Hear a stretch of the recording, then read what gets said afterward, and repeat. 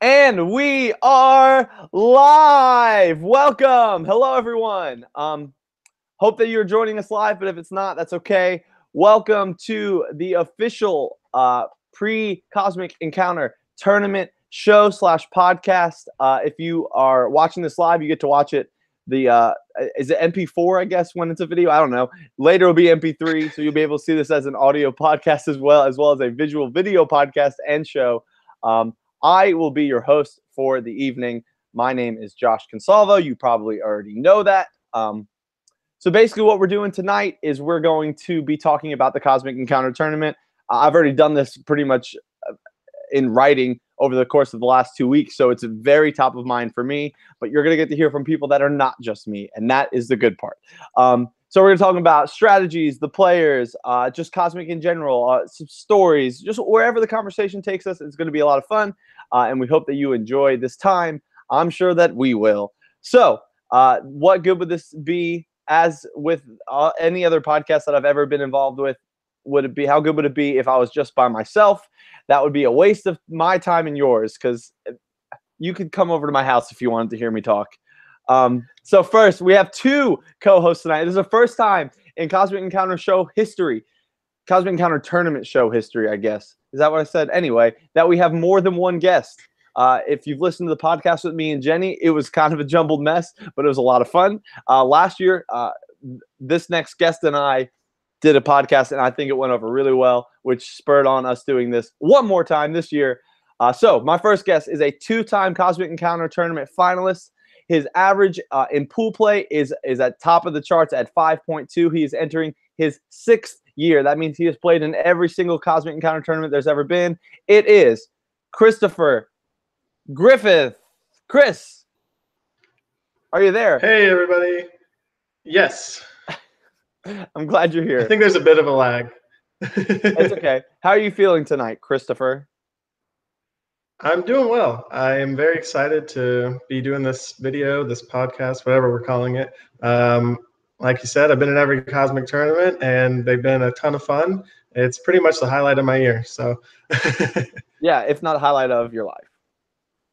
I know me winning last year was the highlight of my life, but we can get into that. We can get into that. Once again, and if you did listen to the podcast with me and Jenny, I make a joke about this where at the beginning I'm doing like my podcast show voice, but that is going to dissipate. I will turn into normal Josh soon enough, but not now. All right, and next, to my left, just kidding, he's also on the internet.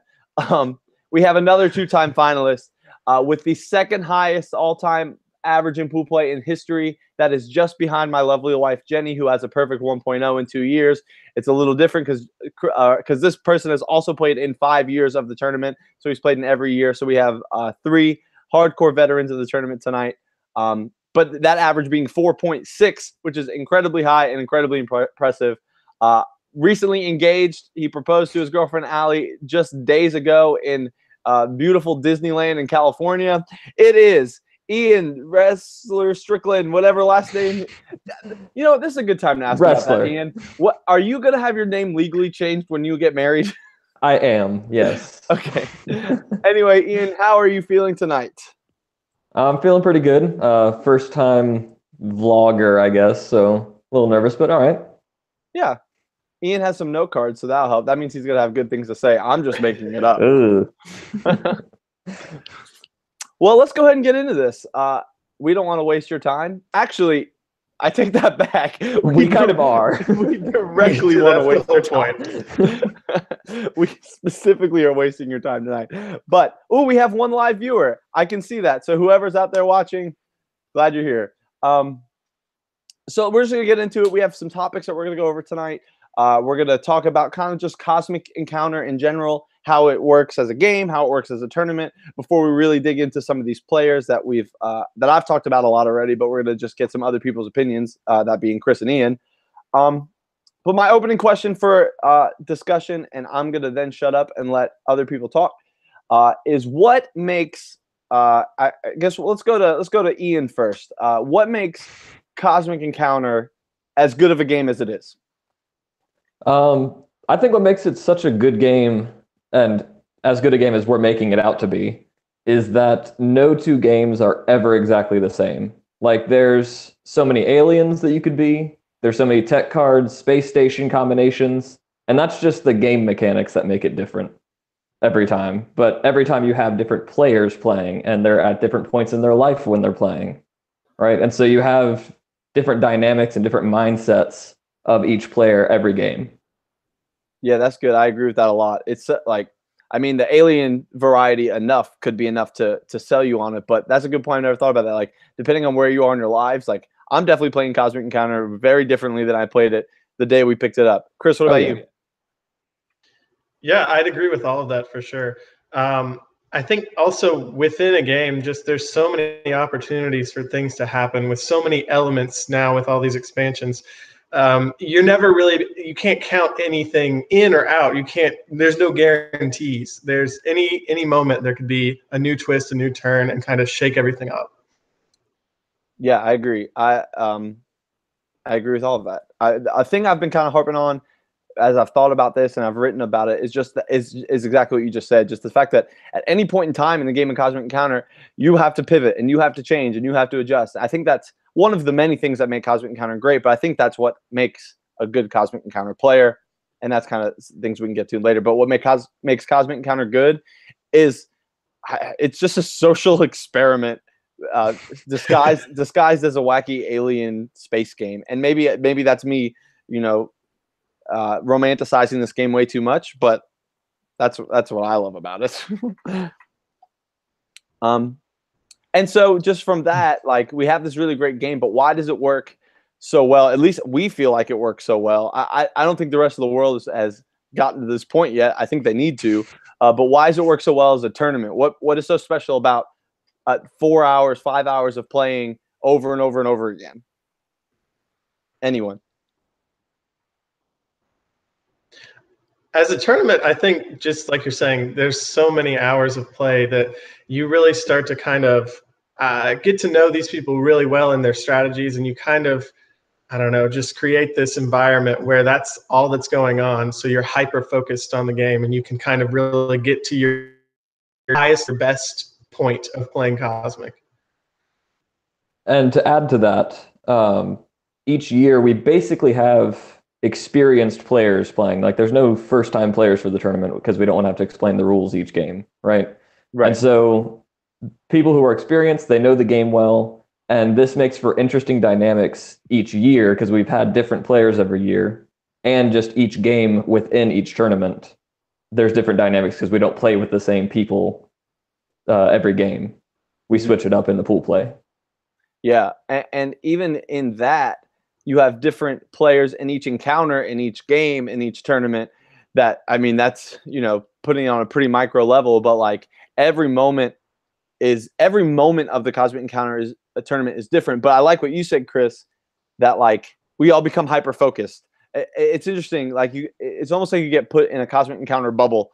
And I've often, at least in my conversations and in my head, compared Cosmic Encounter, but especially the tournament, to shows I like Survivor, and that when you watch people in Survivor, pretty much their lives for 39 days become Survivor, and they're focused on this silly game. Granted, that's for $1 million. This is for absolutely nothing. But like, it's the same thing. We still don't have a trophy. Yeah, still no trophy. Whoops. I can only do so much. I thought we would have gotten a trophy last year when that you comment won. was quickly. Yeah, it would have. If it was ever going to happen, it was going to be the year that I won, where a trophy just decided to randomly appear with my name already engraved on it somehow. I'm not sure.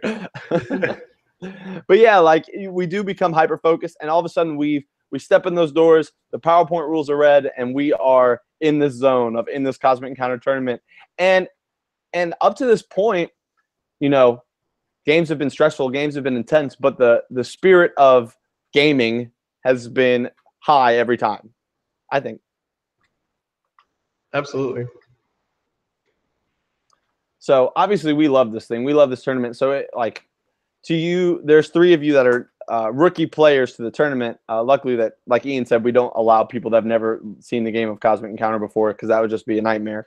But 3 rookie players, you have a lot to look forward to. And granted, I hype this thing up and give you a lot of like this is like the end of the world if you don't perform well. It's really not. It's just a lot of fun.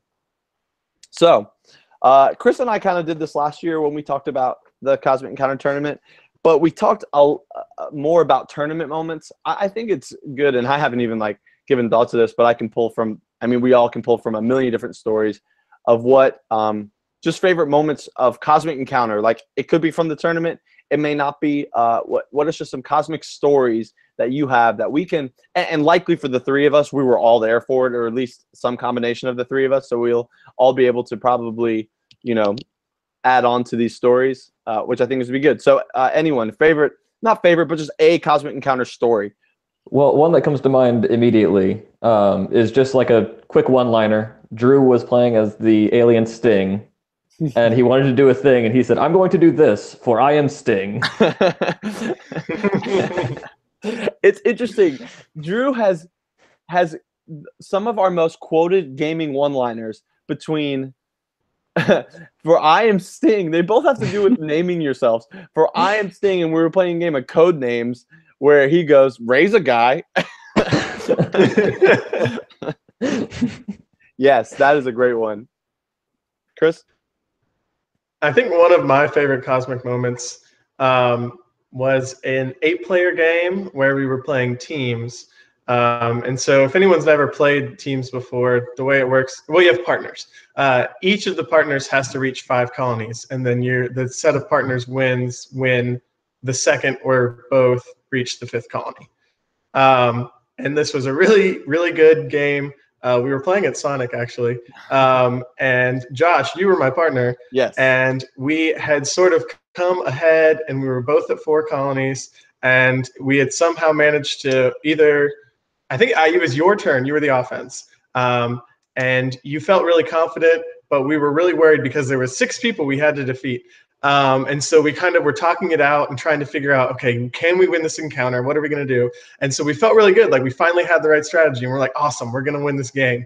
And so the encounter starts, and you start playing. I don't remember exactly which cards, and they had like reinforcements and things like that, and they were coming back. But in the end, we ended up winning the encounter, except we didn't win the encounter. Josh by himself won the encounter because I never added any ships as an ally. Let me fix that story for you, because this will make much more sense.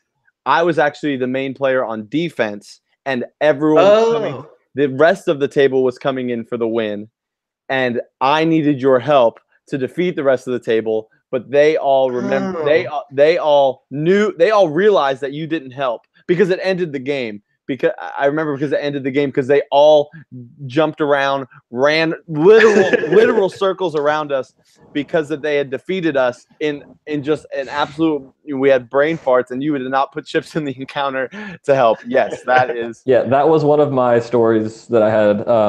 But also, it's a Drew Jenny dynamic. The first time I played in Anderson with some of the Andersonians, we were doing 8-player game, team game, and Drew was genius, or was Jenny genius? No one was genius. No one was. But he promised that he would not hand zap her if she did this deal. She did the deal, and then the next turn he hand zaps her, and then he also ends the game by having the Entropy Beast go out. Yep. And that game, to my memory, was lasted like 2.5 hours. Yeah, at least 2.5 hours.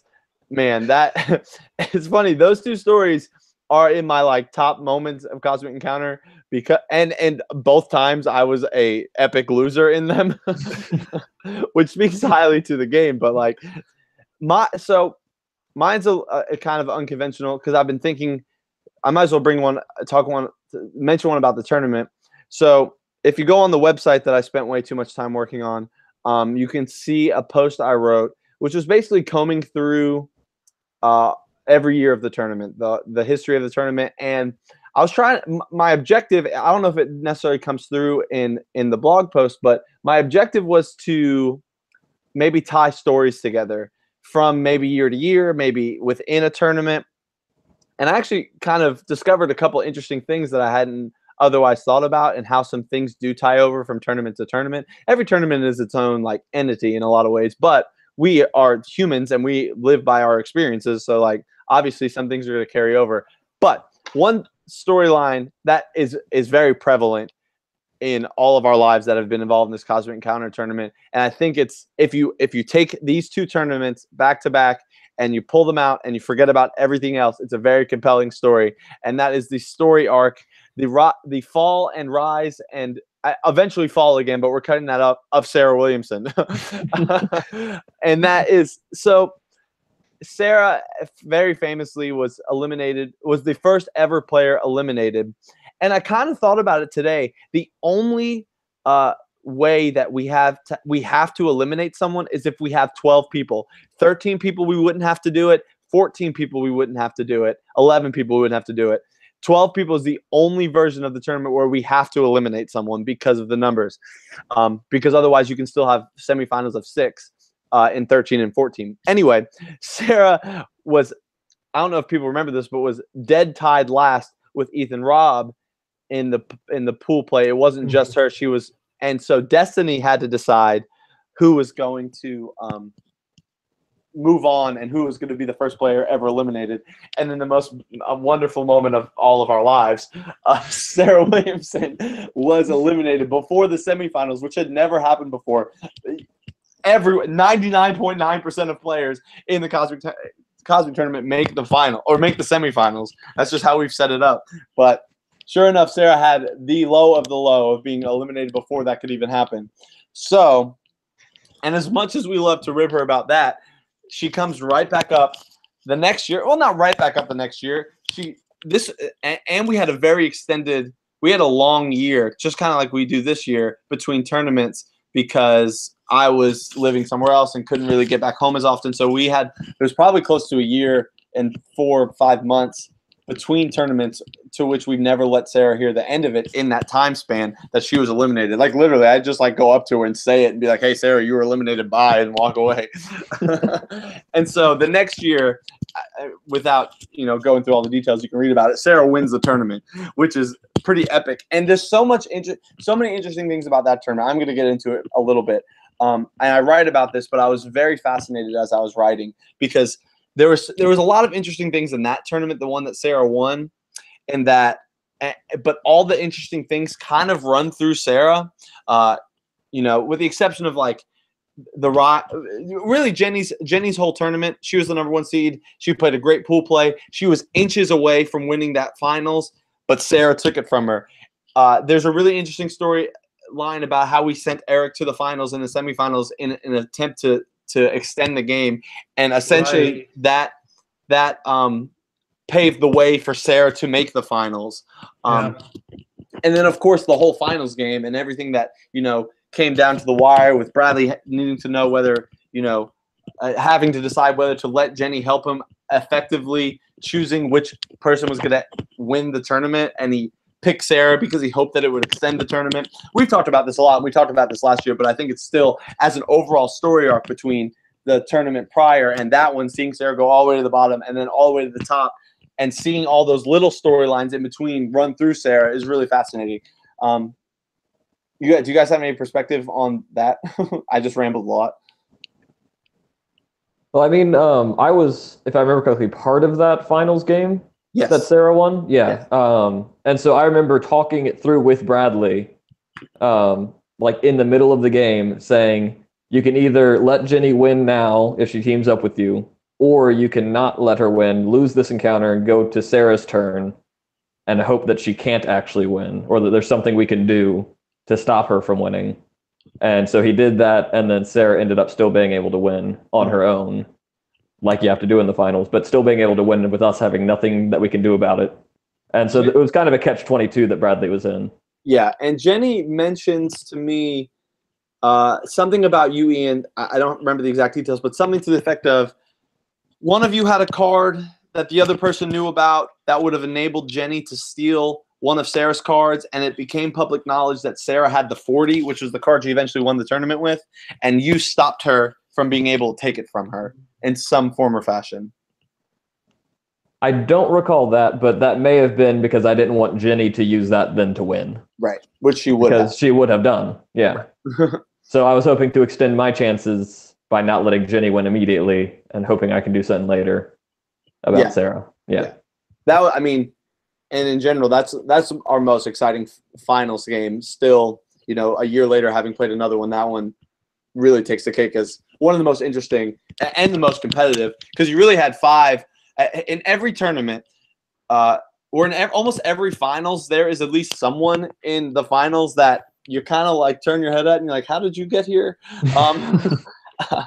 And we could talk about that, but I don't want to be mean.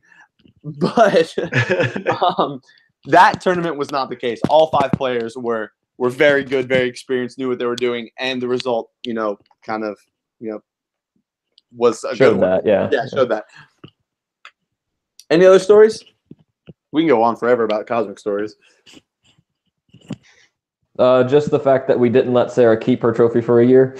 Yeah. Yes. And then for the next, basically, I guess it was more like 8 months between the next 2 tournaments. We didn't get Sarah a full year to, enjoy her reign. And then, I said we were going to pretend like those other tournaments didn't exist, but the very next year, Sarah was dead last in pool play again. We just didn't have to eliminate her because of the numbers. So we've talked Sarah's thing to the ground. I could keep doing it if you want me to, but I mean, and that's the other thing that makes Cosmic Encounter such a great game is the moments, is the stories. I mean, all I have to say to Ian is the pinky promise, and he knows what I'm talking about. We all know what I'm talking about. The time he we'll get to honesty later. Yes, we get to honesty later, but in short, he made Ashton cry. Well, and speaking of crying, Drew almost made Jenny cry in that game we were talking about before when he broke his promise within 5 seconds of making it. She in real life hated him. She in real life hated him. There's been few times. It was about hating someone in real life. There's been few times. Chris, do you remember a time we hated you in real life? Yeah, I was almost going to bring that up. That was the game that I was Shadow, right? I remember what the date was. Do you remember what date that was? Was it the 4th of July? It was on the 4th of July. Yeah, Chris was Shadow, which is just brutally mean alien when used correctly, and of course Chris used it very correctly. And we were still all like young Cosmic players at the time, so like. Was this the first or second summer that we played? Yeah, yeah. And actually, I remember this was the first day that Sarah had played. Was that day? And so she was like high excitement for it, and then all of a sudden we hated Chris in real life. Anything else? Any other thoughts? Other stories? You don't have to, but if you have any.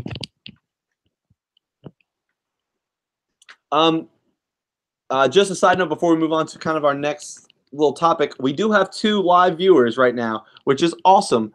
So if you are a live viewer right now and you want to submit questions, comments, please do. We should be able to see them. Maybe you're doing it and I haven't been able to see it. I'm just going to take a quick second to find out. I'm just going to look and see if there's any comments coming through. If there are, then we will address them right now. It'd be a good time. Hey, Eric Marcy is one of our watchers. He says, "What's up?" Hey, Eric, we are glad you are watching, and I assume still watching because we're up to 3. Oh, the 3rd viewer is me.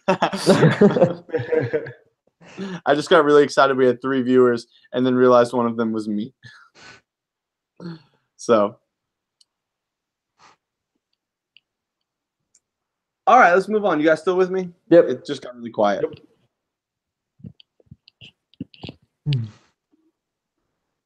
So, I don't know if I can hear you guys anymore.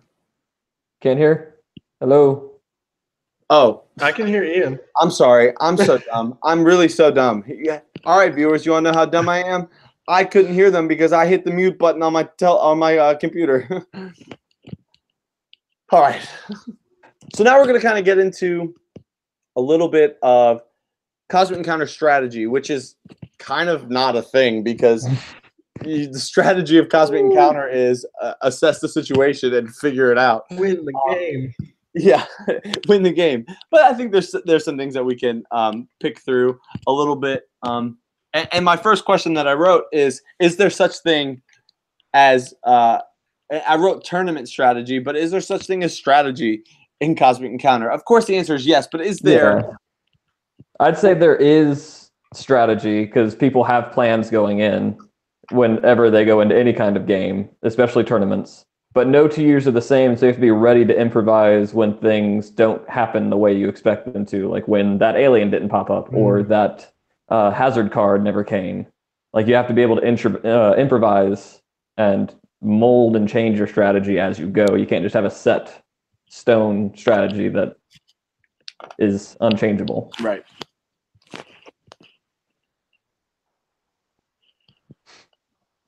Chris, any thoughts? Yeah, I'd say that pretty much that's how I see it. Like you can't have too many plans because, like I said, everything's changing all the time. I would say you can kind of have not as much a strategy as really just kind of an alignment or a personality or a way that you tend to play games in general and also Cosmic specifically. And so what I would say is a lot of times people don't realize that going into a tournament, you might have to change a little bit of that nature that you have when it comes to games. I know me personally, my biggest downfall is going into tournaments. And I always say that that's my downfall, and then I guess I just don't change anything about it. So we'll see if I can follow my own advice. But really, it should be fun, and that should be the goal. But I think normally in games, I'm really focused on the fun and not as much on the winning. So if I really want to do well this year in Cosmic Tournament, then I'll probably need to focus a little more. Yeah, I know exactly what you mean. When I play Cosmic Encounter, you know, I do try and win, of course, and it's never just that easy as I'm going to be like, okay, this game I'm going to win, and then I do. Like, no. But, like, I know what you're saying. And so in my last year, you know, it's easy for me to say this because I did win. It's easy for me to be like, well, now I know. Like, I have the answer, and I'm not going to give it to any of you, but I have it. But I think I knew, like, I think what I got lucky in a lot of ways is I limited my mistakes and I had some good cards along the way. But I think in a lot of ways I played gutty or gritty is how I've written it, like where I felt like I was really just like digging deep to try and work my way through those situations that I kind of found myself in. Because there were many times in that semifinal game where I was on the cusp of both my game is over and I'm moving on, and I kind of tiptoed that line a lot. So, and I think this is a good segue to, I think, a more interesting topic, which is basically it's a similar question, but in Cosmic, what is and isn't like early gameplay, like early in the game, late gameplay, mid gameplay? Like I think we fall into a trap of it happens a certain way, but should it happen a certain way? Like how does it happen? Now, early gameplay, are we talking like individual games or tournament, early tournament, late tournament I would say strategies? I would say both. Okay. Both. Yeah. So I've heard a couple of strategies for tournament, and this kind of strategy only works in pool play. And it's the strategy of anytime anyone offers to negotiate with you, do it. Because in pool play, it's all about the cumulative number of colonies you get, not necessarily getting 5 first. And so you want to rack up as many as you can. But in finals, only one person can win, so that strategy doesn't really work. Right. So there is in the tournament some early game tournament strategy and late strategy. It's just whether or not that actually works out for you, because things change and you got to be able to adapt. Right. Yeah, I would agree that early in the tournament, and especially pool play specifically, yeah, anytime you can gain a colony, not just negotiates, but also offensive ally has a lot more incentive, I would say, because you can really just gain colonies more quickly if you continue to ally on the offensive side. And so I think that kind of mirrors the early late game of an individual game of Cosmic if you were playing it outside of a tournament, where at the beginning of the game, people are a lot more open to negotiating, a lot more open to being an offensive ally because they are, we need to start getting colonies because we need to get closer to 5. But I think it is a lot different because there's towards the end of a pool play game, not really that worry of, oh, someone might get to 5. It's more like, oh, sure, I only have 3 colonies. I don't mind helping you get to 5 if I can get myself to 4. Mm-hmm. Yeah, and so I think like when I say like we fall into a trap, I think this is like in any game of Cosmic. I think it's heightened a little bit because of tournament play. Is that early in games, people are just way more willing to give up colonies, whether that's mainly through negotiation. I'm very much known for throwing encounters when I don't feel like, because like just inherently there's a higher value on colonies 3, 4, and 5 than there are 1 and 2. But is Right. that, should it be that way? I don't know.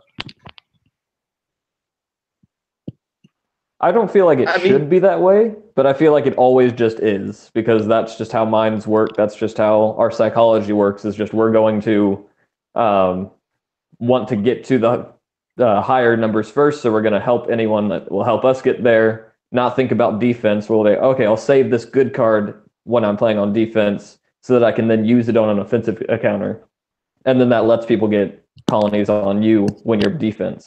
And so we don't really worry about that because it's a low-level game. We still got time to bring it back. Right. But when you're up in the 3, 4, 5 colonies range, there's not much time to bring that back. You got to stop people from getting colonies up there. Mm-hmm. Yeah, I think, like you're saying, that is just kind of our nature, that you're not as worried about, oh, someone got a colony, but it only put them at 1. And I think, honestly, if you were as worried as you were when it's a higher stakes, that it would kind of be really hard for the game to ever start moving. So I feel like a lot of people kind of just also want the game to start going in a direction so that it can hopefully be a direction that puts them with a step ahead. Mm-hmm. One of the most interesting strategies that has been implemented in the tournament happened a few years ago in pool play. And like I said, this just comes through me writing a lot about the tournament over the years. And so I was able to kind of find something I had written a long time ago. Otherwise, I probably would have forgotten this happened.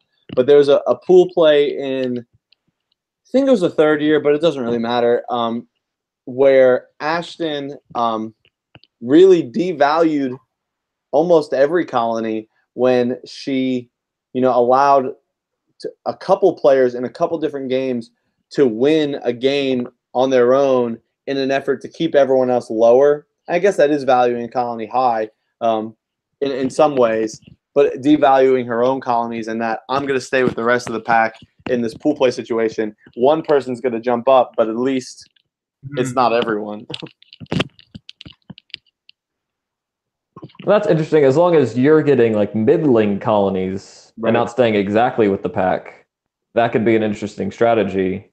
Like you kind of sort of help the people that are getting the 5 fast and pushing back the others to 1 or 0, and you get 2 or 3 each time. That could be a good strategy to get at least 2nd or 3rd in pool play in some way, but I don't know how staying with the pack necessarily helps you out in the long run. Right. And you mentioned that you had heard like a real negotiation heavy like strategy to playing in the tournament. At least you kind of mentioned how it comes into the factor in pool play, but how does negotiation specifically impact the semifinals and finals? Because that's when it gets really weird.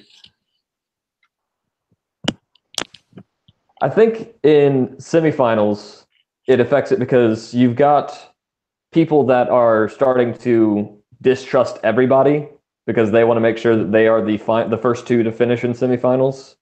And so they're being very distrusting, and so it's harder to negotiate, I think, in semifinals.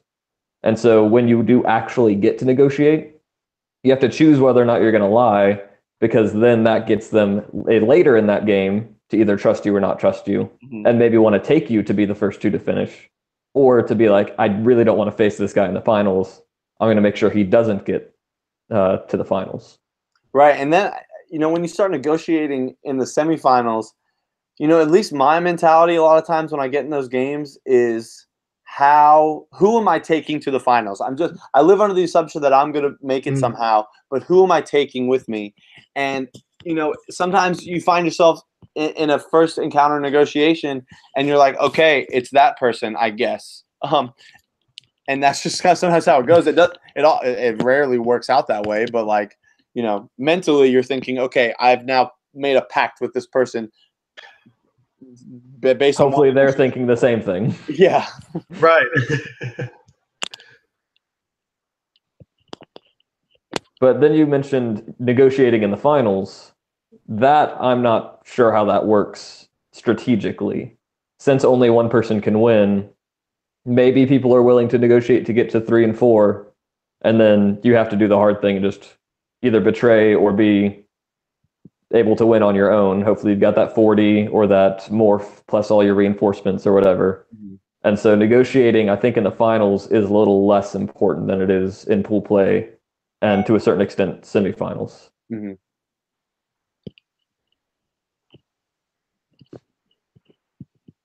Chris, any thoughts? Yeah, trying to. They're in there somewhere. Yeah, negotiating in the semifinals, you're trying to team up with someone and like, this is the person I'm bringing to the finals. I think that is typically how most semifinals go, especially as certain people are getting to 3 or 4 colonies. It was very strange and exciting that time when we kind of collectively as a semifinal decided that it would be best for everyone for Eric to go ahead and get the 5th colony, and then everyone else just try and get their solo after that. Mm-hmm. Yeah. The final. Sorry. Go ahead. It is. Yeah. Go ahead. Go.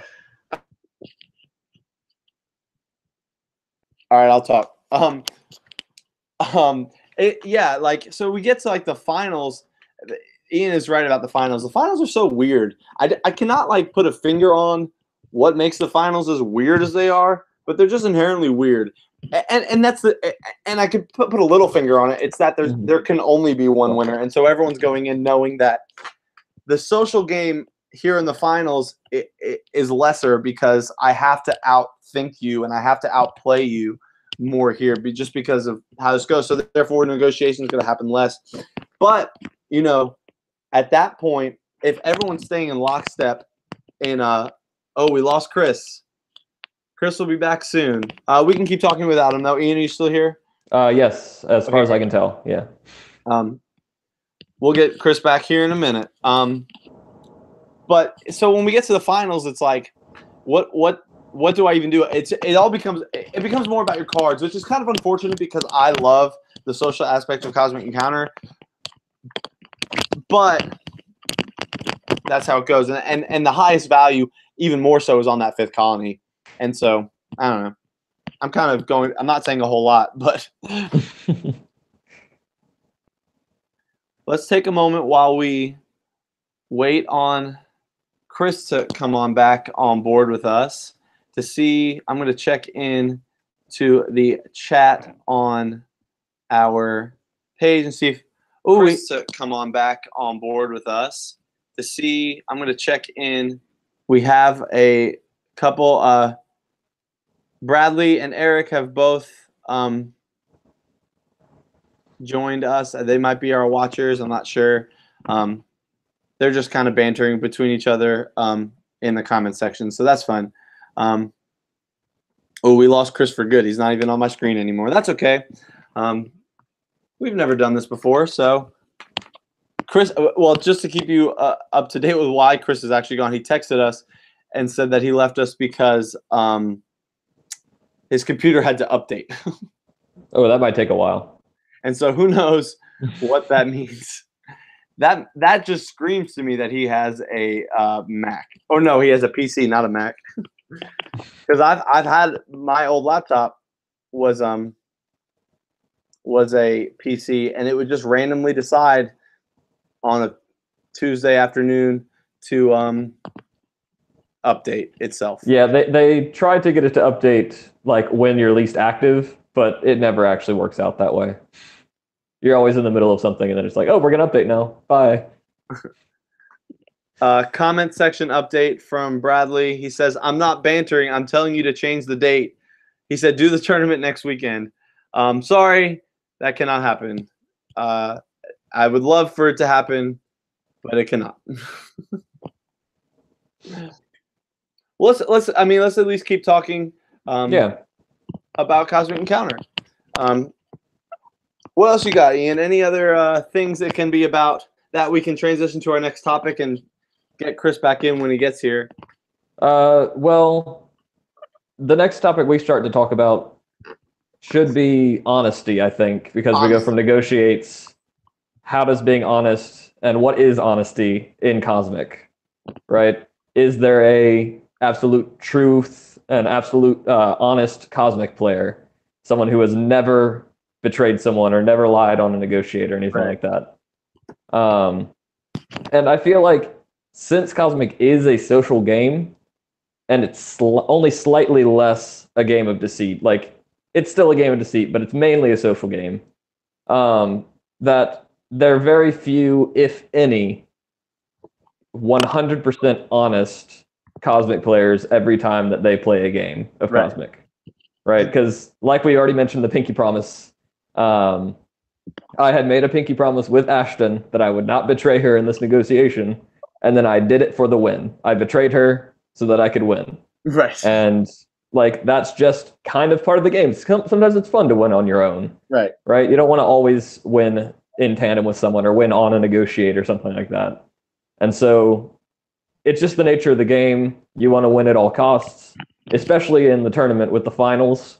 You have to win at all costs. Mm-hmm. And so, I mean, you can kind of be more honest in the finals because you're not trying to put on this face of friendliness in the finals. But just in the tournament play in general, you're nice at first because pool play and you want to get all the colonies, and then you get a little less nice in semifinals because you want to be the first two to finish. Mm-hmm. And then it slowly becomes less and less of a honest game, per se. Yeah. Well, in our comments, Bradley just said, only lie when it's worth it, which is such a good phrase because that is something that I think I've developed my honesty game over the last couple of years. Because I think early on playing, I thought to myself that I would never lie. Not never, but I also thought that. Like I don't need to lie to win, and lie is such a harsh word. But deceive, bluff, whatever, call it what you want. But I've learned to pick my spots.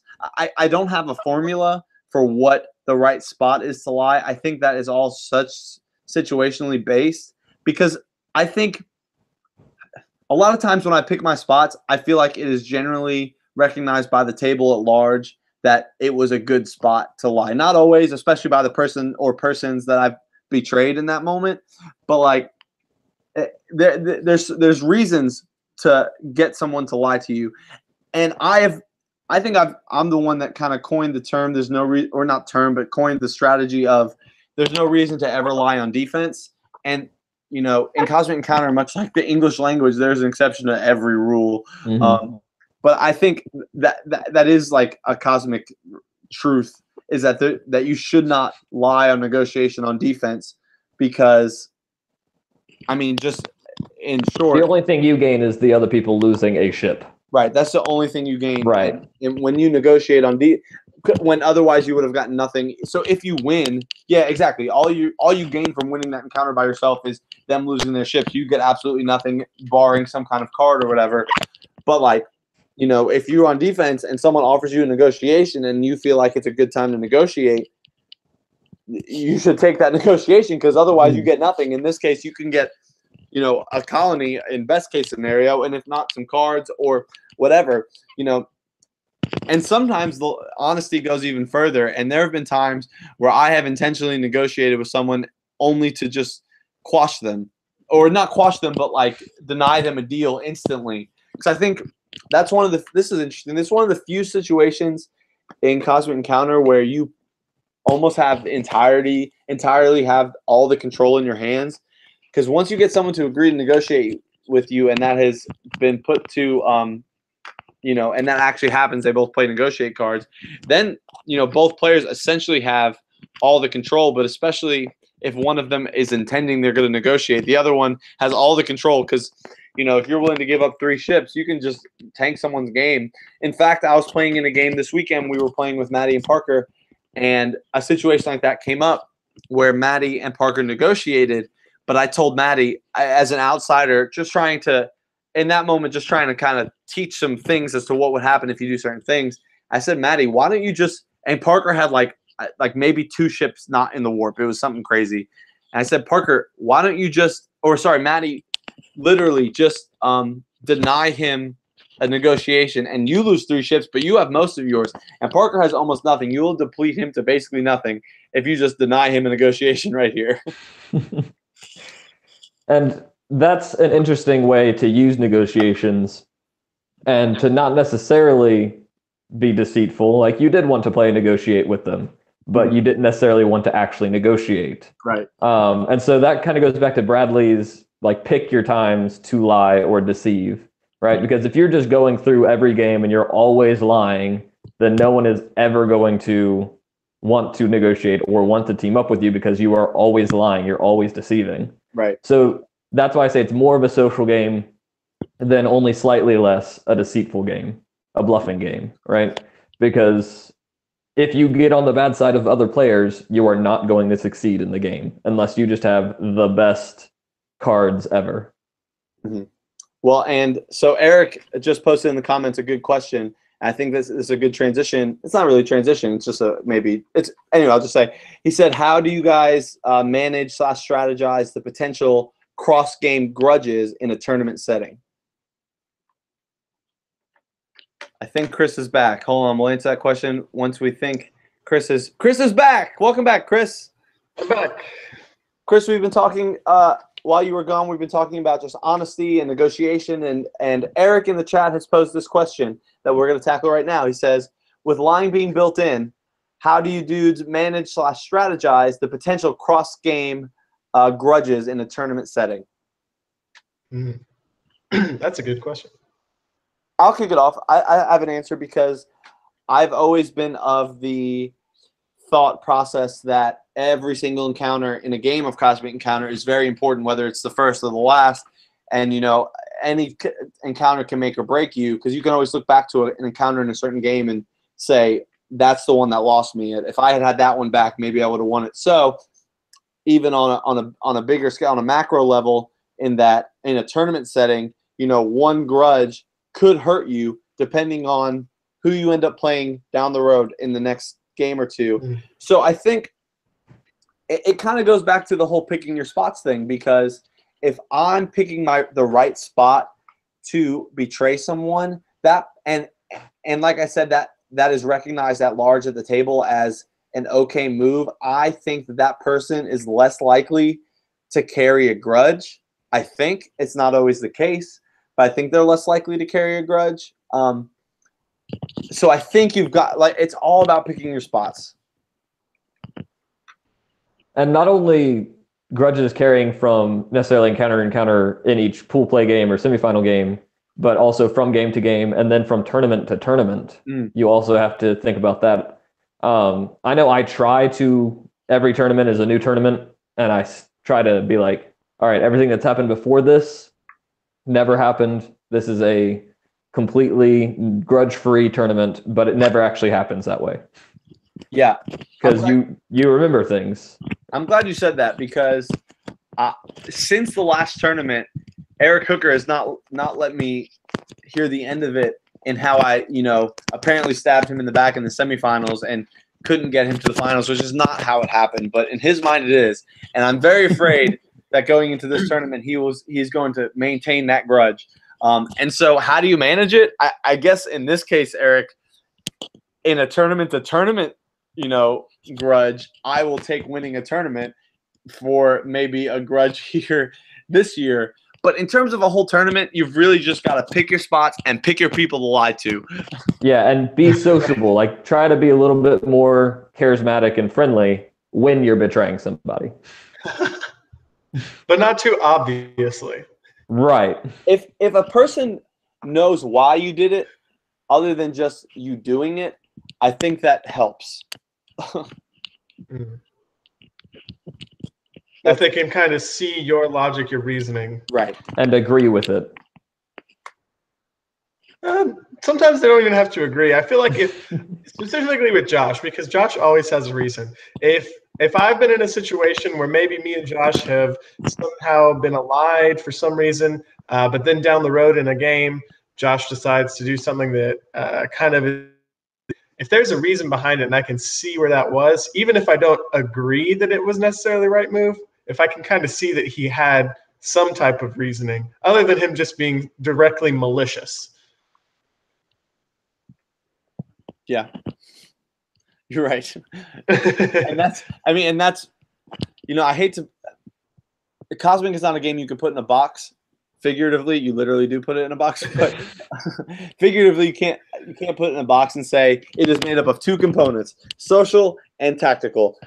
But I have largely done that in a lot of my writing, and so I have rely on that social part where, if I give you reason as to why I did something and that at least makes some sense, that's going to help me in holding a grudge. And the same thing in just any other situation. When if I'm going to try and get you to do something that I want, I need to convince you it's good for you too.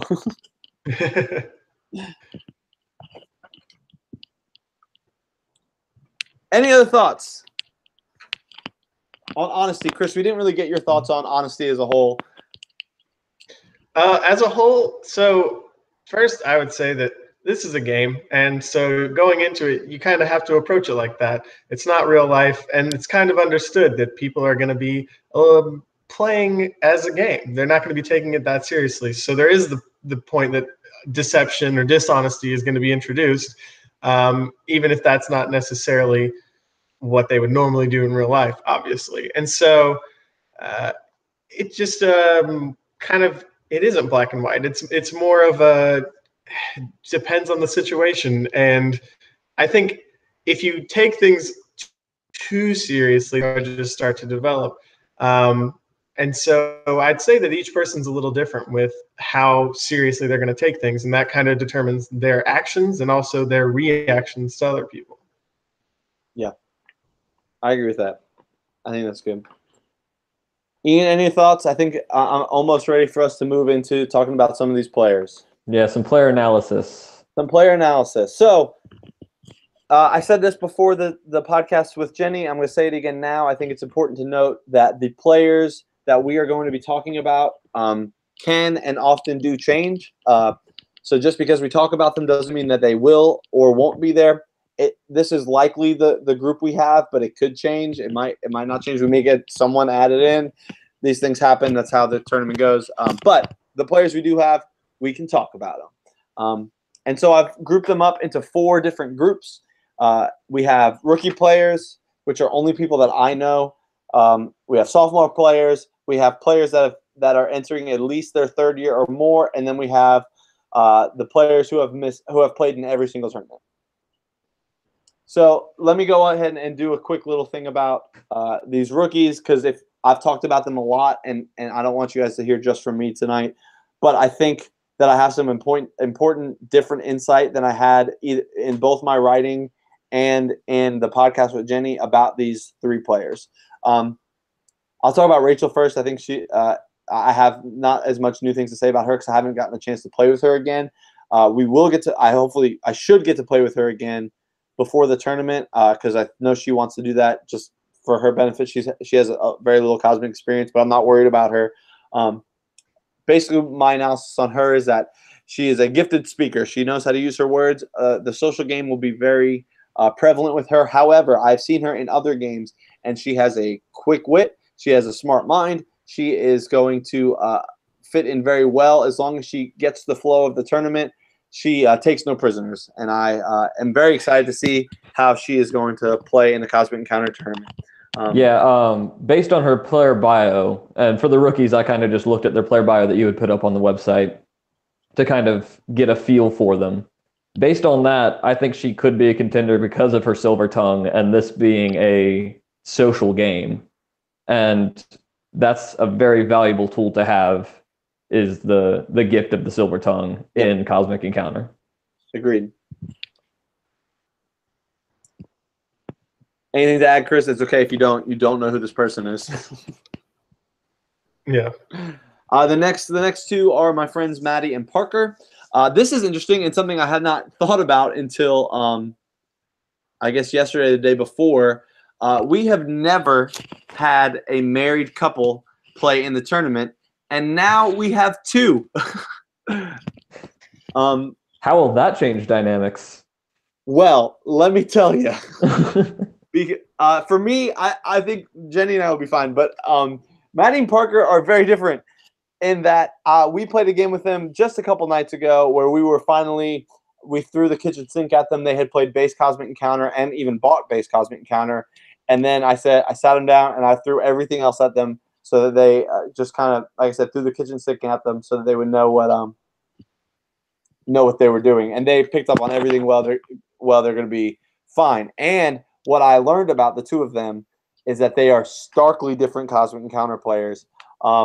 Parker is a very positive human being. He reminds me so much of John Oliver, who was a previous winner of the Cosmic Encounter tournament. He reminds me of John in his personality, and I think you guys will, if you pick up on that, you may see that when you meet him and when you hang out with him. But he also won that game we played the other night. I don't know how that happened, but he did. But what I did notice is that I have underestimated Maddie's ability. And Maddie is someone that's not necessarily going to always feel as confident in what she's doing because of her inexperience. But when she's doing things that are right, she's not afraid to do those things, if that makes sense. So she lacks some confidence in what she's going to do, but when she does it with authority. And so she quickly got angry at Parker and quickly held that grudge and literally threw a plague card at him for absolutely no reason. And I was here for it. The plague card. It's always a good time. Yeah, it's always great. So I have underestimated Maddie. She is going to be very dangerous. Watch out for Maddie Moon.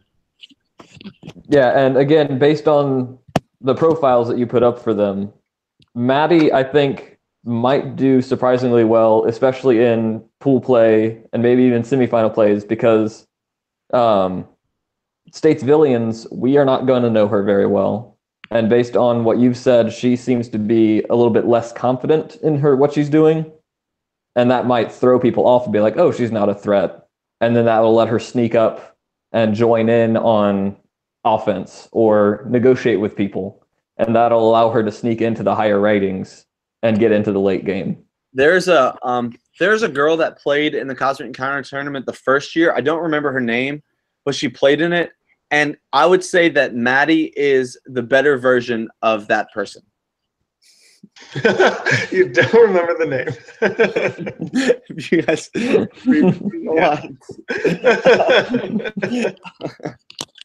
but I mean that. I think that Maddie's gonna be the better version of her in that person was unconfident, not confident about anything, even though she was often doing the right thing.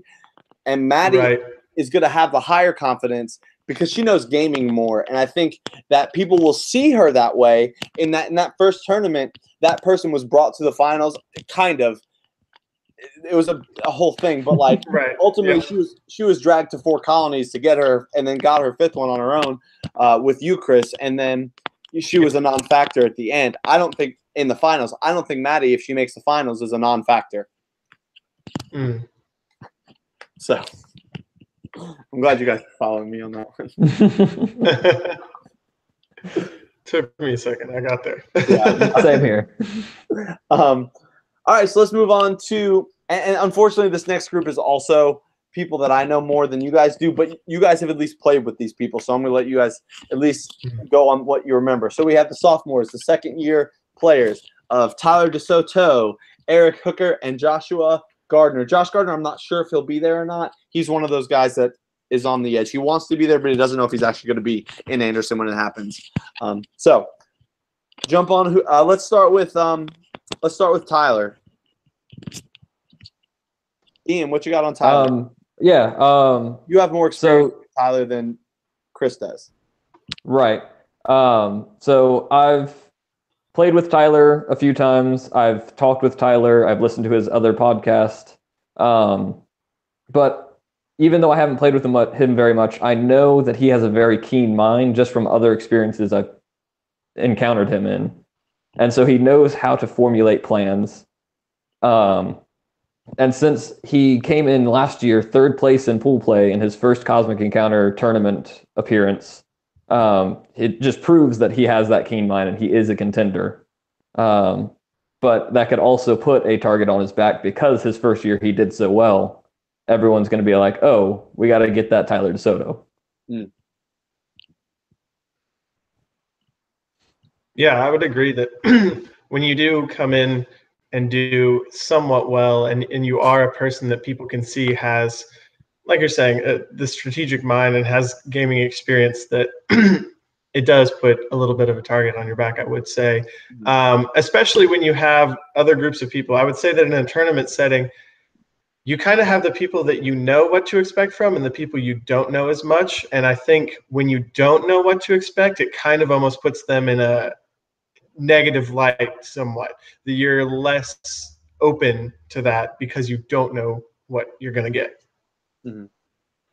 Yeah, and playing with Tyler and being on a podcast with Tyler and being good friends with Tyler, I hate that guy. Just kidding. There's a running joke. Oh, there's a lot of running jokes, but one is that like we basically hate when Tyler wins anything. And I don't know if it's actually a joke. I think it's actually just the truth. But Tyler is a guy that will come at you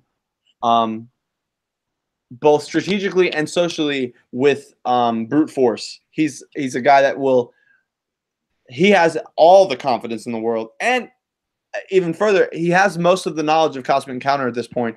He knows the game pretty well, like for all intents and purposes.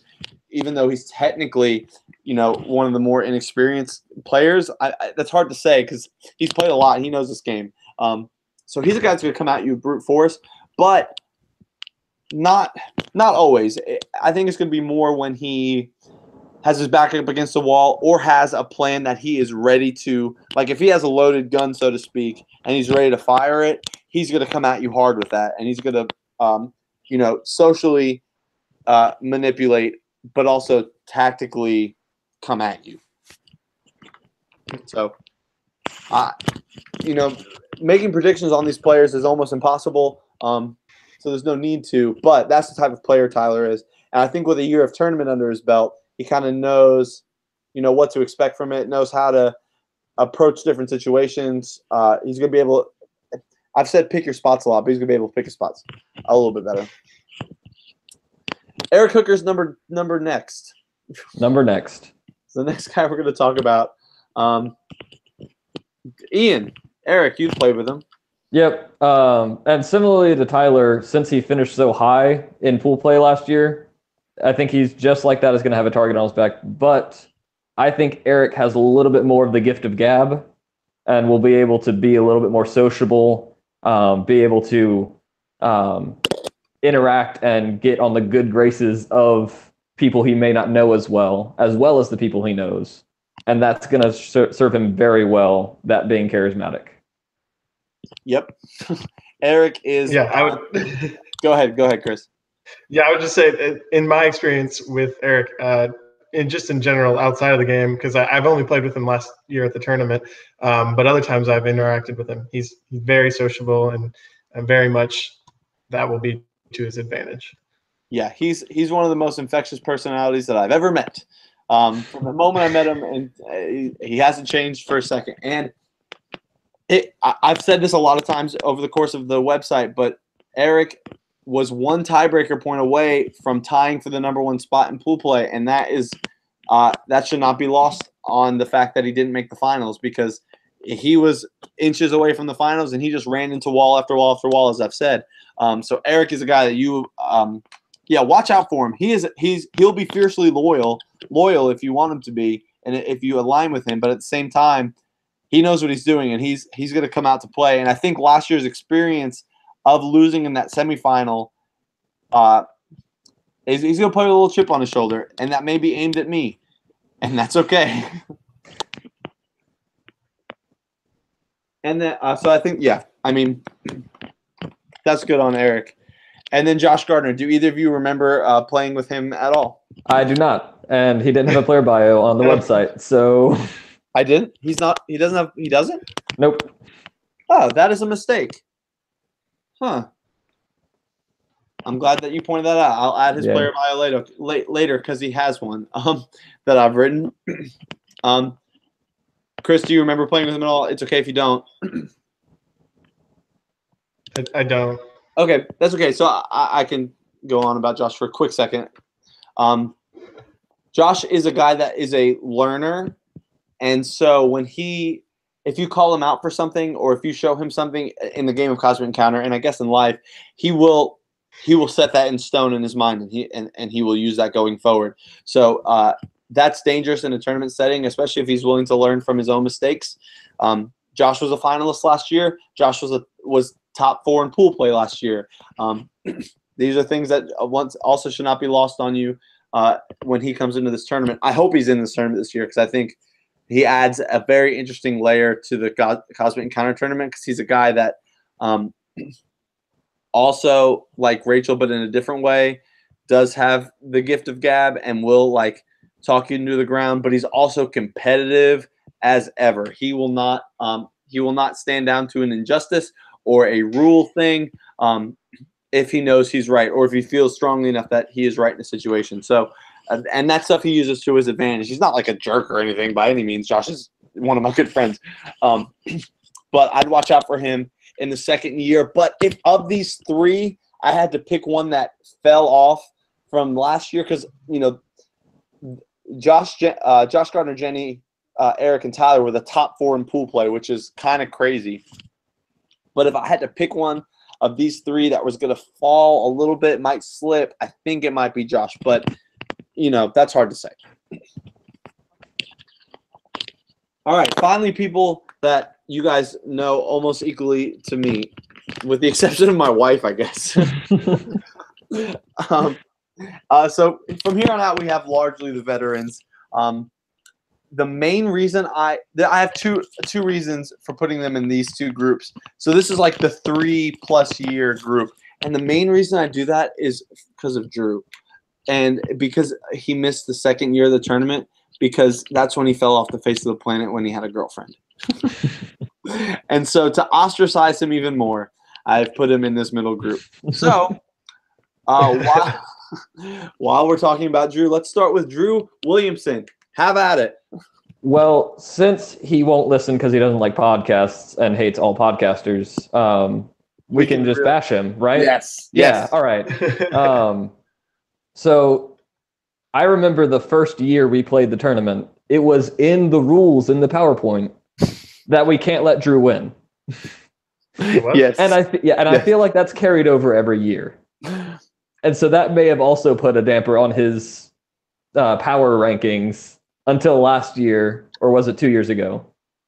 Last year when he actually started trending upwards and did pretty well. He didn't self-sabotage in any way or be sabotaged by us in any way. And he made it to the semifinals and did really, really well. And I think that since that rule from the first year is starting to wear off in our minds, that he's going to start doing better and better every year. But he's not going to listen to this, so I don't care. Chris? I agree that I think for the first couple of years, it was definitely a collective. It was in the rules, and you got to you can follow the rules. But there were also plenty of times that he was really the one getting in his own way, and it wasn't we were necessarily doing. So I do agree that I do think he's going to continue trending up as he continues to mistakes and just be more of a player that other people see as a threat. Just if you kind of have, I guess, the idea that a good player, you might want to be more on their side to your advantage. So I think all of these things are going to only fund his, I guess, prospects. You were a little bit in and out during that, but I trust that it was really good information. And if you're listening to the audio podcast later on, then you heard every word of that, and it was awesome. Yeah, but I mean, last year I came in saying that Drew was going to do something right, meaning that that he was going to find himself in a positive situation. And Drew has to come off of last year's tournament feeling largely very good because he finally made the finals.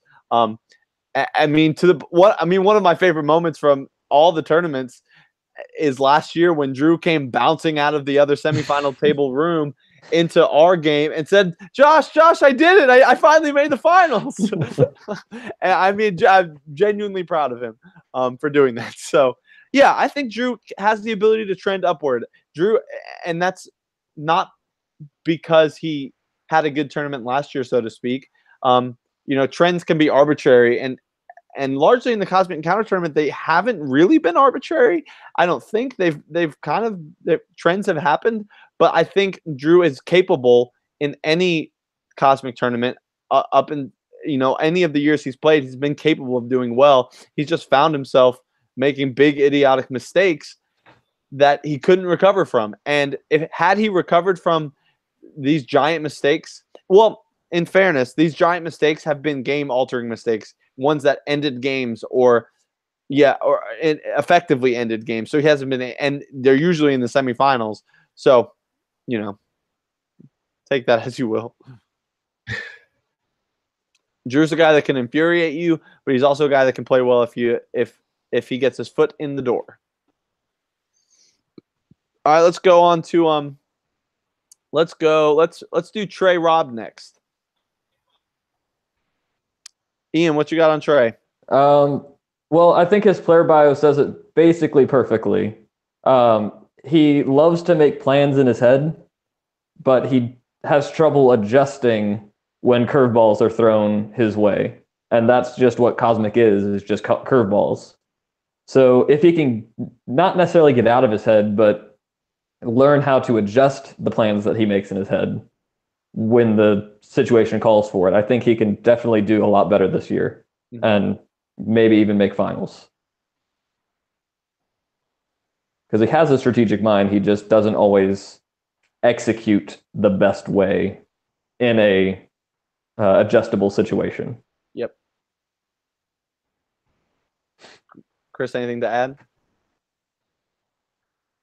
I pretty much agree with that he's got a lot of great ideas, and I think to have more tournament experience, he's been learning mistakes and starting to develop that. So I'm looking forward to seeing if he is going to do more of that. Yep. Pivoting, as you call it. Yeah. I agree. I don't need to add any more. I would just rehash the same points that I've made, which is just that. So, yeah, that's Trey. Eric Marcy, one of my lifelong best friends. And I've gotten to know him for a while now. I've been, I think, 8 years now I've known him. Wow. Not like consecutively, but like every now and then, usually for the tournaments, things like that. Right. And I know that he's very intelligent, and he's a very strategic and intelligent player. He calculates every move he makes. Anything he does, there's a reason for him doing that, and it's going to advance him. And maybe that'll help advance you, but it will always advance him. Mm-hmm. And so even if you don't know what his reasoning is for doing something, he has a reason for doing it, and it will help him get to the finals. So if you get some opportunities to team up with him, do so, because he's got a plan, and it probably will help you get along as well until he just needs to do his own thing. Mm-hmm.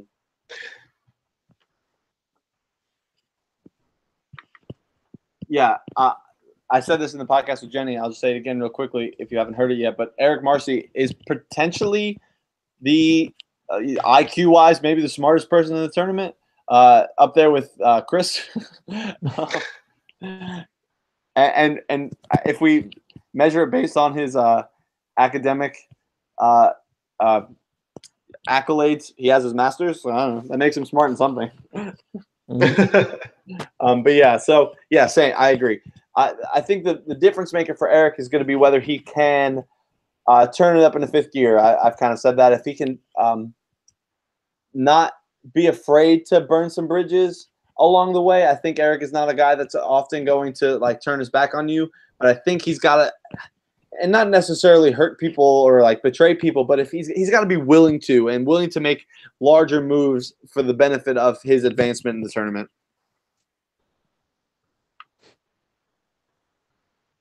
Yeah, I'd agree with that for sure. Great. I'm glad if you're still with us. I'm glad you're still listening. I don't know if there's anyone watching live. If there are, say hi in the chat. But if not, I hope you're listening to this later because I think this is going to be some really good information for you guys to hear. Okay, we got a few more people to get through. One more person in this group, and that is the aforementioned wife of me, Josh Consalvo. She is formerly Jenny Gillespie, but no longer. So maybe that makes her a different person in the tournament. The first half of the second married pair in the tournament, Jenny Consalvo. I'll talk about her last. Because you won't be biased at all. Yeah. So, in my personal opinion, going into this year, I see Jenny as the biggest threat. Because she has appeared 2 other times, and in both times she has been first in pool play, and that means she's been in the finals, and one of those finals appearances she has won. So based on that track record... She's almost won. She hasn't won. Okay, she almost won. But based on that track record, I think everyone is going to be gunning for her. And that might make it difficult for her to get into the finals, especially if she can't do well in pool play.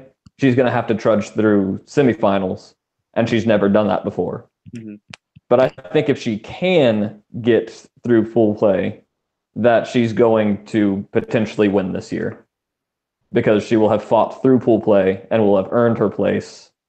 And that might make it where she can fight through in the finals and make it. Because when you go into the finals as the first place player, it automatically in those 5 people or in those 4 other people in the finals game, they're like, oh, they were first. They need to not be first anymore. Right. Yeah. Yeah, I would say that, like you're saying, that since she does have these 2 first in pool plays, that she does kind of have a target on her back. And I don't know if it's really going to play into that a whole lot this year.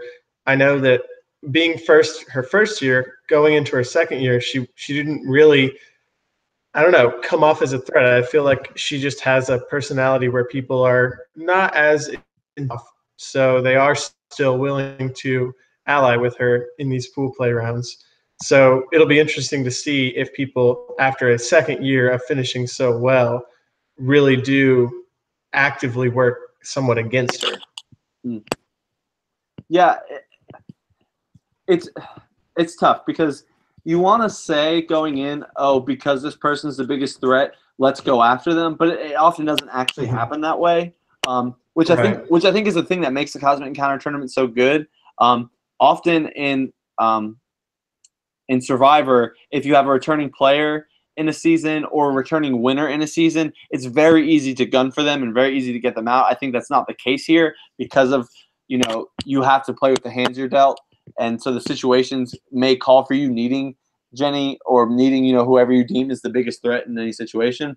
But I think there's a couple of interesting things about Jenny's game. And Ian, you kind of pointed it out in that she's never played in a semifinal before. And so let's say hypothetically she is the number 1 seed again for the 3rd time, it'd be insane, but I'm not saying she can't do it. So if she makes the finals again for the 3rd time now, she will not. I think there's something to be said about momentum, and maybe not a lot, but enough to say that you had people play in the most intense games in the tournament coming into that against a person that has had now an hour and a half off from playing and has to ramp back up to not only play again, but to play in the most important game of the tournament if you are lucky enough to make it there. So I think, and we've never had a number 1 seed win, and I'm not saying that's why necessarily, but I think it could play a little bit of a part. So if Jenny does get an opportunity to play in a semifinals and does get through that, I agree. She's coming in with momentum and has a shot to maybe seal the deal. Now, all that's with a caveat is of that in her first year when she was the number 1 seed and played in the finals, she was within inches of winning. So, and I want to harp back on the whole story arc of Sarah that I talked about before and plug Jenny in again a little bit. and I said this in the other podcast, but if Jenny wins that tournament, it derails Sarah's entire story, which would have been crazy, and it instantly makes Jenny the number one player to ever play in the tournament in one shot. So, Jenny's pedigree is already insanely high and was in inches away from going from just really great to the greatest. And I'm not just saying that because she's my wife. I'm really not. I'm just looking at the facts. I would love to have that distinction of myself, but I don't. So, obviously, there is. I mean, now that we've had these impassioned speeches about Jenny, she might have a bigger target on her back. Potentially illuminating. But what are you gonna do? And finally, the vets, 3 of which are on your screen right now or in your ears. So let's go ahead and just talk about I don't know. Let's talk about Sarah first, and then we can talk about ourselves, and then we can wrap this thing up. Darn it! I didn't mean to do that. Get out of here. Okay, so let's talk about Sarah first. We've talked about her a lot, but let's what are we looking at going into this tournament? Just the fact that she's a very experienced player, but that doesn't mean that we can ever predict what she's going to do. She is a very unpredictable player. She comes, like we've already discussed, very low, very high. She's very rarely ever mid-range in the tournaments.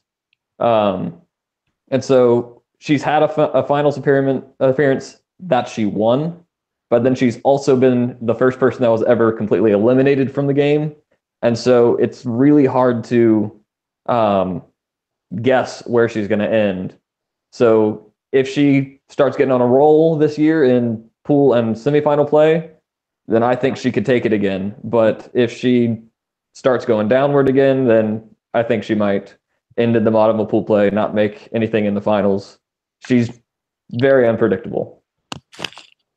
Yeah, I would think that that's the key word there, is unpredictable. Sarah's a very fun person to play Cosmic with, especially in the tournament. But I think unpredictable is key. And that's kind of what makes it exciting playing with Sarah. Whether it's because you're not sure where the allegiances lie or just what she's going to do as far as what move to make next. And I think that has been a big advantage for her, but also potentially a disadvantage. So it's always exciting. Yeah, I mean, we've seen, just looking at the numbers, Sarah trending upwards and downwards. So, we've talked about Sarah a lot. She has, some of the most interesting moments in the tournament history, as I've kind of pointed out today, but also just thought about. But as a player, and I would say this about myself largely too. So, and we've both won a tournament, is that we can both, I don't know. In a lot of ways, we might be similar players in how we end up. How we get there might be differently, but a lot of times, I'm middle of the road kind of player, and I can turn it on, and I hope to in times. But I think Sarah's the same way. Is if she stays focused and is able to channel a focus into smart moves, picking the right people to ally with. It's basic stuff. But I think Sarah has all the skill sets to be our first 2-time winner. And I think then. If Sarah is to win again, I think that officially would erase a lot of the missteps she's taken over the course of her tournament, resume, so to speak. I hate to quantify greatness in just tournament wins, but because that otherwise, other than her win, it's just been okay, a second tournament win would go so far for her, because that these legacies matter a lot. They do. And that's actually a thing I want to get back to. I want to circle back to at the end. Just quickly talk about a legacy kind of thing.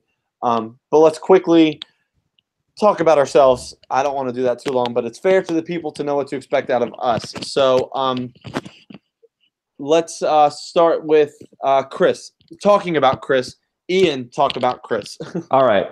Sure. So Chris is definitely a very knowledgeable player. And he's always a threat in almost any game he plays, not just Cosmic. So even though he's technically down in the power rankings that we see this year, I don't think he's ever really down when it comes to Cosmic. Like, he is always a top-notch player. He's always huge in tournament play, and he is always going to have some sort of plan, some sort of strategy, and he's pretty charismatic, and so he's able to play the game very well. And in that respect, he is a huge player, very threatening player in the game of Cosmic. Mm-hmm. I'd agree. I mean, the only reason, and the power rankings are my choice, and and so it's a bit arbitrary because I decide those things.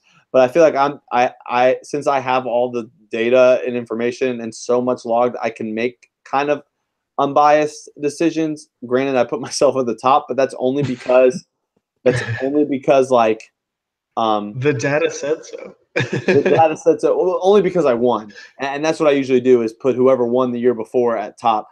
But if we look at, and this is what we talk about in the podcast with Jenny, but look at the Players' Choice power rankings. Chris is number 3. So the players at large still see him as the huge threat that he is. I think it would behoove him to win a tournament. I think that would go a long way for that quote unquote legacy. But I mean, in terms of how you should see Chris going in, is that he's a threat. He's dangerous. He will make bold decisions that may not make sense to you and may not even make sense to him. That's potentially true. So, Chris, do you want to say anything about yourself? I was going to say, I might jump in a little bit with a couple things. I do think that, you asked me last year during the podcast we made, do I feel like it's my year? And I don't remember exactly what I said last year, but I think it was something along the lines of every year is my year or something like that. Or no year is your year. Right. Yeah, something along the lines of that. But so as we've been recording this podcast, and especially as you two have been speaking about me, even in my own personal just like thinking about the tournament leading into this discussion, I do feel a little bit more like maybe this is my year. So I don't know if that's necessarily true or if that means anything's going to be different when I'm making decisions. But I do think that one of my biggest drawbacks in looking back on myself is just, taking, like I said, this approach to the tournament a little bit more seriously and differently than you would take another just a game. And I guess that's something I never really just fully committed to. So maybe this will be that year. That's great. I love that. All right, Chris, keep going. Let's switch gears and what you got for Ian? Ian is a very smart Cosmic player. He knows the game very well. And I think he holds his cards a little bit closer to his chest. I think when he has something that he's really excited about, you're not going to really know necessarily. Whereas when someone like me or you is excited about something, we're going to let everyone know we're really excited about what we've got planned. Right. We might not tell you exactly what it is, but you're going to be able to tell we've got a little bit more going on. And Ian's going to keep that a lot more to himself, which is definitely works in his favor typically. Because when Ian pulls out a big move, no one saw it coming, and it's devastating. Mm-hmm. It's game-changing typically. Ian can potentially take the alliances really far, but he's also not afraid to stab you right in the back. Just ask Ashton. Yeah, I mean, agreed. Ian, weirdly, I predicted this last year and was correct that Ian had his worst year. I said that because he had just been so high, and even after that, which is, I think, wildly impressive. Let me just pull it up real quick because I think it's important. If you look at his player bio, he finished last year in pool play like 10th or 9th, something crazy high. But in spite of that, his average in pool play only went from a 3.5 to a 4.6. Like, that is still incredibly impressive. And so Ian is obviously a threat. He knows what he's doing when he gets to pool play, and he has succeeded and excelled at every aspect of the tournament. He has been the number one seed. Mhm. He has maintained a high pool play average. He has won in a semifinals. He has almost won in a finals. That is the only thing left that Ian has to do. Ian? I got nothing. I literally have a blank card for me. So Yeah, I mean, I think we've covered the bases on you anyway. Mhm. So, all right, and not to save me for last, I just didn't want to like put myself in front of anyone. Right. Whichever one of you would like to harp on me first, go right ahead. The first thing I have on my little note card is that defending champ equals huge target. Yeah. Not just on your back, but everywhere. Like, they're going to be coming at you from every angle because you are the defending champ and you've talked about it so much and you rub it in people's faces, Sarah's, and you've had the tournament champ for more than a year. Yes. Yeah, so I think that if Josh can work his way into a few key players' good sides, that he's going to be able to have a shot at making the finals again. But if he doesn't make any kind of progress in getting onto people's good sides, he's going to have a very difficult time of fighting through that adversity to get to the semifinals, to get to the finals, and potentially even be the first repeating champ. Yeah, I would definitely agree that there's a huge target. And yeah, Josh, just your personality, you're really not helping that. I mean, everybody, you're not helping the fact, just the way that you are. People enjoy that it gives you so much joy to be the champion that it would be positive. They would enjoy taking that from you. Right. So I don't think anyone's going to let really a whole lot slide if they can, especially during pool play. So I think it is going to be a tough year for you. But like you said, every tournament is a new tournament. There's certain things where you can only determine so many things. There's so much going on. But you're a great Cosmic player, and you thrive in adversity, really. So I think yeah, and I think that's where I like felt like I excelled last year, was able to like, and that's why it's top of mind for me. Is that's why where I feel like I did well. Oh, what was I going to say? I had such a good point to make about myself, and I totally lost it. Oh, man. I was so excited to say what you said something about my personality and people want to take me down. Oh, I remember. Last year, I feel like I was in a similar position that you have expressed, Chris, of yourself this year, where you feel a little more committed to like maybe making a push at it. I remember leading up to last year's tournament, for whatever reason, I was having conversations with Jenny, and I was just talking and thinking, and I was like, I really want to give this thing a shot. And I didn't think that meant I was going to win. At no point until the moment that I actually won did I think to myself, I could win this. But I had kind of made a little bit more of a commitment. Not that I was uncommitted before. I always try and win. Right. I felt like this time I tried to channel that focus a little bit more.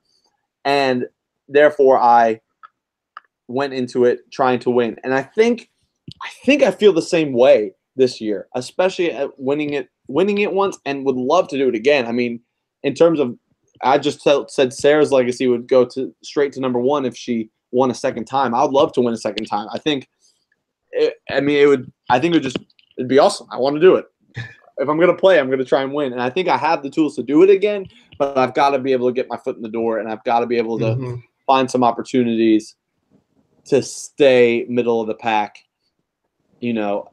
and give myself a shot in the semifinals. And, once you get in this finals, anything can happen. So I think, and if it doesn't happen for me, that's fine, because I did win once and I'm still going to enjoy that. But when game day comes, I'm going to show up to try and win it again.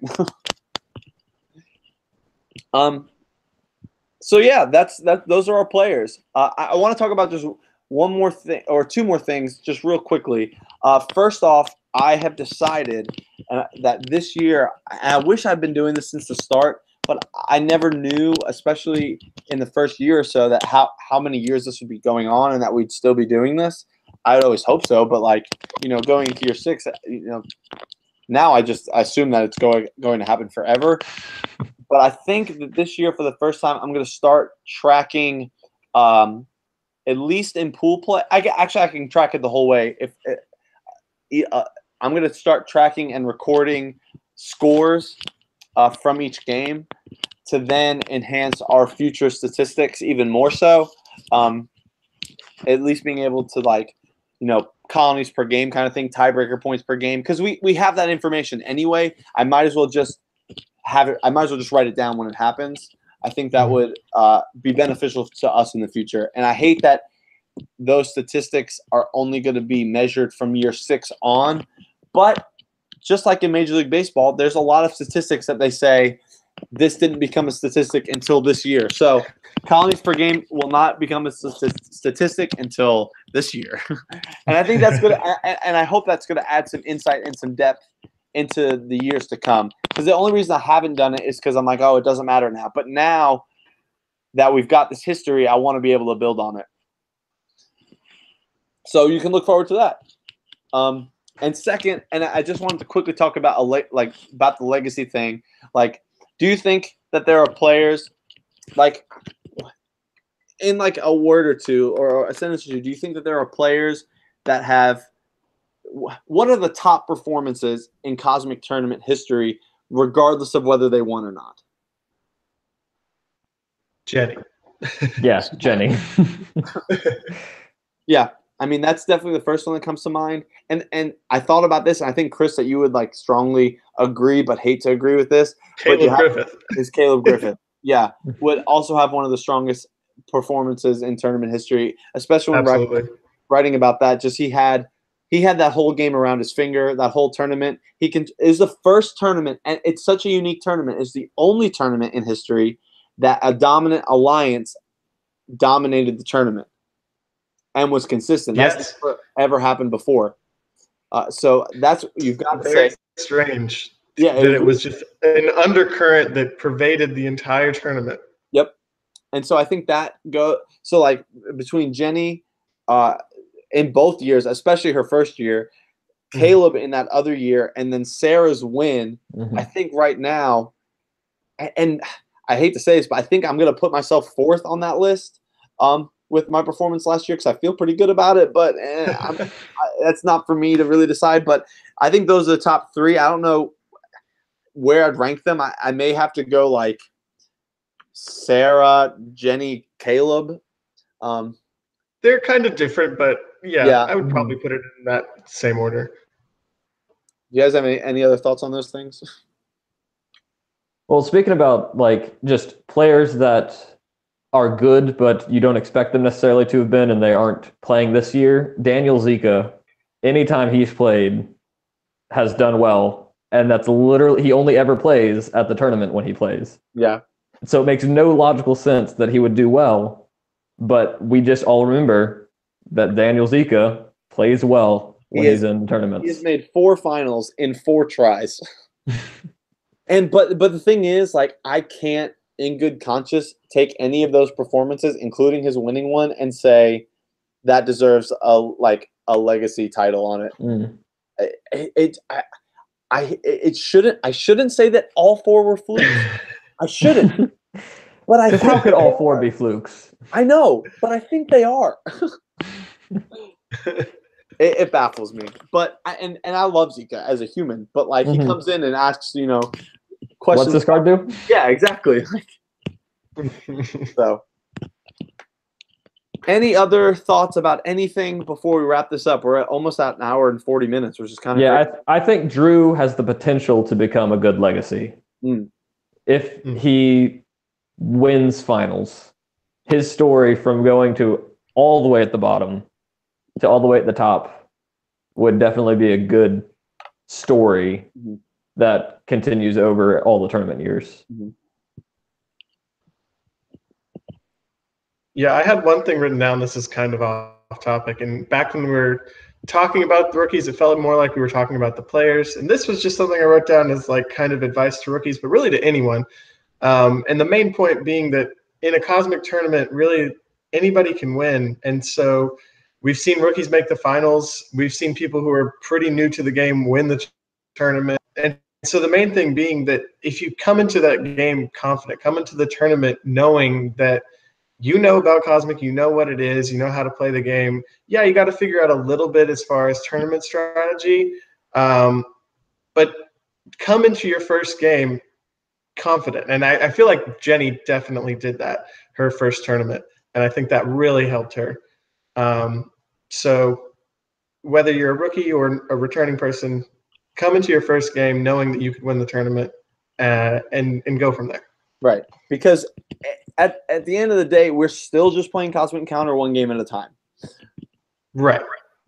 There's more things going on, and there's more things to think about. But when you're in an encounter, you're still playing attack cards. You're still thinking about reinforcements. You're still thinking about allies. It's all the same. So that's some very good advice that I concur and I sign off on. Ian, any last words? Just that literally this tournament is anyone's tournament. We've had people that only Josh knows the second year that I don't think anyone remembers his name. He won. Is some guy named, I've dubbed him some guy named Garrick. Yes. He won. And nobody knew him. I think that may have been like his second time. His second time playing ever. Yeah. So it's literally anybody's game, right? We have these vets that have been playing for 6 years, 7 years now, and some of us have not won. Only 2 of us of the 4 vets that are listed have won the tournament, and that's recently. Mm-hmm. So it's literally anyone's game. Yep. Yeah, come and play hard, play to win, make big moves, don't be afraid. You know, there's a large likelihood you player won't win. So why not go all out and give it your best shot? Because you have nothing to lose, because you likely will lose. I mean, that's just the reality. Like, I'm probably not going to win this year, but I might, so I might as well try. So, hey, I'm so glad that we did this. It was a lot of fun. If you are listening to this later, thanks. If you're watching this now, thanks. If you're watching this later, thanks for tuning in. This was really good. I think we got a lot of good insight from the 3 of us. Thank you to my guests, Chris and Ian, for being a part of this. I am basically done with Cosmic Encounter tournament coverage, but just one more thing. I've opened up a blog section of the website, so if you would like to write something, you can submit that to me, and I can put it up on the site, as long as it's like you use correct punctuation and stuff, and you don't sound like an idiot. Like, I'm more than welcome to get as much insight, as much content as possible, because every year I try and outdo myself, and this year I've taken a few bigger steps. So, and if you haven't seen the website, go to cosmictournament.squarespace.com and check that out. And one more plug for my podcast, That Dial Pod. Go subscribe, like, and leave ratings for us. Until the tournament, I look forward to seeing all of you. I am signing off for Ian Rustler, Chris Griffith, and I'm Josh Consalvo. See you next time, folks.